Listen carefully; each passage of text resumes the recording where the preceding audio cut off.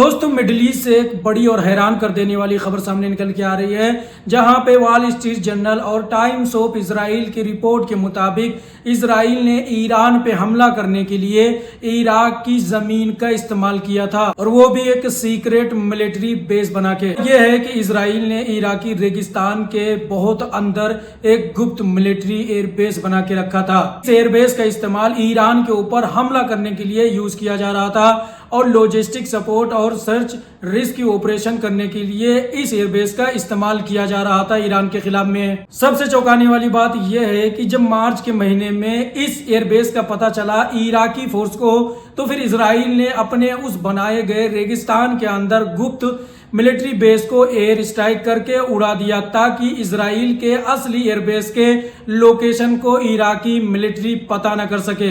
इस air strike में एक इराकी सैनिक की जान भी गई है।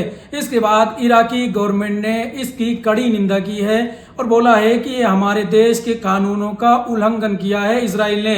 ऐसा ऑपरेशन नाकाबिले कबूल है। यानी इजराइल बिना परमिशन के दूसरे देशों की जमीन पे एयरबेस, मिलिट्री एयरबेस बना के गुप्त तरीके से ईरान के खिलाफ में ऑपरेट कर रहा था। बिना अमेरिका के सपोर्ट के इजराइल ने अकेले ही इराकी रेगिस्तान में घुस के गुप्त तरीके से एयरबेस बना के ईरान के खिलाफ में उसको यूज कर रहा था। अब देखने वाली बात यह होगी, क्या ईरान और इराक मिलके इजराइल के इस इलीगल ऑपरेशन के खिलाफ में कोई कदम उठाते हैं। वहीं दूसरी तरफ इजराइल के अंदर ही इजरायली आर्मी अपने ही एयरफोर्स की जासूसी कर रही है ईरान के लिए।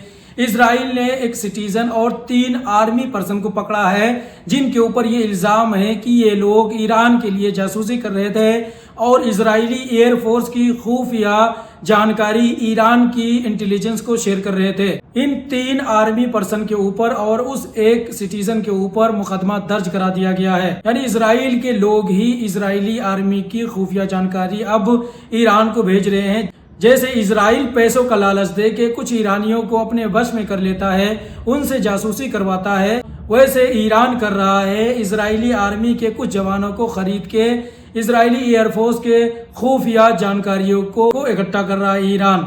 इसके साथ ही एक और बहुत बड़ी अपडेट स्टेट ऑफ हार्मूज से आ रही है, जहां पे ईरान की नाकेबंदी के बीच एक south Korean oil tanker safely south Korea पहुंच गया है। AFP के मुताबिक ईरान के ब्लॉकेड के बाद ये पहला ऑयल टैंकर है जिसने इस रास्ते को पार किया है। एक तरफ इजराइल के अंदर जासूसी का खतरा बढ़ रहा है, वहीं दूसरी तरफ समुद्री रास्तों में एक बड़ा मूवमेंट हुआ है। अभी तक कोई भी शिप हार्मूज के रास्ते को क्रॉस करके नहीं जा पाई है। ईरान ने उसको दबोच लिया है, लेकिन हो सकता है इस साउथ कोरियाई ऑयल टैंकर को ईरान ने जाने की अनुमति दे दी होगी, इसलिए इस साउथ कोरियन ऑयल टैंकर ने उस रास्ते को सफलतापूर्वक तरीके से पार कर लिया हो। और हो सकता है कि ईरान ने इस ऑयल टैंकर से फीस भी वसूला हो, इसलिए इस टैंकर को ईरान ने जाने दिया हो। अभी तक कोई भी ऑयल टैंकर ईरान के बिना इजाजत के स्टेट ऑफ हार्मूज से हिला तक नहीं है। ईरान ने इस साउथ कोरियाई ऑयल टैंकर से दबा के फीस लिया होगा, उसके बाद में इसको अलाउ किया होगा स्टेट ऑफ हार्मूज के रास्ते को क्रॉस करने के लिए,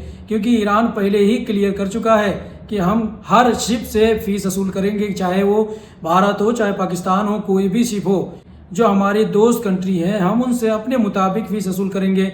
लेकिन इस जंग में जो अमेरिका के साथ में कंट्री खड़ी हुई हैं, उनसे हम अपने मन मुताबिक फीस वसूल करेंगे। इस पे हमें कोई भी नहीं रोक सकता।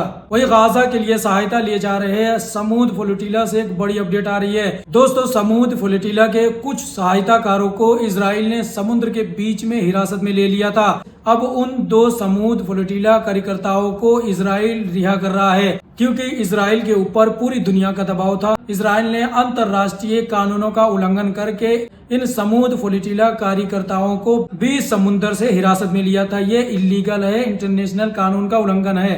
अब इन्हीं दबाव के चलते इजराइल इन तमाम हिरासत में लिए गए समूद फ्लोटिला सहायताकारों को रिहा करने वाला है। यानी उन तमाम समूद फ्लोटिला सहायताकारों के लिए एक बहुत बड़ी जीत है, जो गाजा के मासूम लोगों के लिए खाना दवाइयाँ लेके आ रहे थे, जिनको इजराइल ने हिरासत में ले लिया था। इससे पहले भी जब समूद फ्लोटिला का काफिला गाजा के अंदर पहुंचने वाला था, तो इजराइल ने उन पे ड्रोन हमला किया था। उन तमाम सहायताकारों को इजराइल ने अपनी हिरासत में ले लिया था और जेल में डाल दिया था। फिर कुछ दिनों के बाद उन तमाम सहायताकारों को इजराइल ने उनके देश में डिपोर्ट कर दिया था। तो दोस्तों, इन तमाम खबरों पे आप लोगों की क्या राय है कमेंट में ज़रूर बताएं, और ऐसे ही मिडिल ईस्ट से रिलेटेड खबरें देखने के लिए इस चैनल को सब्सक्राइब करें। और मैं जो भी न्यूज़ दूंगा सबूत के साथ दिखाऊंगा आप लोगों को। बिना वेरीफाइड खबरें आपको इस चैनल पे देखने को नहीं मिलेंगी। तो आप लोग अभी तक चैनल को सब्सक्राइब नहीं किए हैं तो प्लीज़ कर लें, पेज को फॉलो नहीं किया है तो आप लोग उसको भी कर लें।